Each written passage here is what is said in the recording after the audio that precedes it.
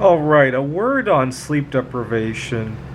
Last night I got too carried away with some computer programming that I didn't sleep very well. I had an early morning appointment this morning, and I lost all sense of confidence.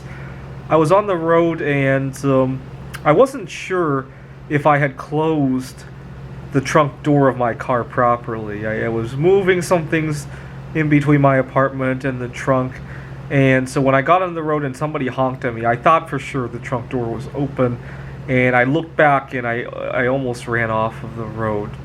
And it reminds me of a job applicant I had interviewed at one point. I had helped with a job interview process, and this was in April or May of 2020, I want to say, just at the beginning of the pandemic.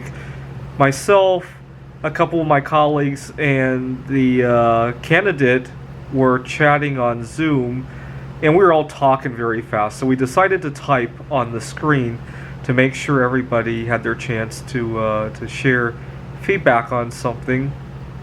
And the candidate was talking about where he had worked. He had previously worked at a hotel, but when he spelled hotel on the screen, he misspelled it, Hotle, and I thought maybe it was a cultural or language barrier issue, and I almost didn't want to point it out. But one of my colleagues said, "You mean hotel, right?"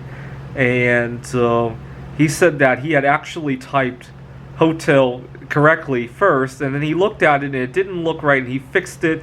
He was sorry that he has a 6 and a 7-year-old kid, and they've been very shaken up by COVID, and so he hadn't slept very well.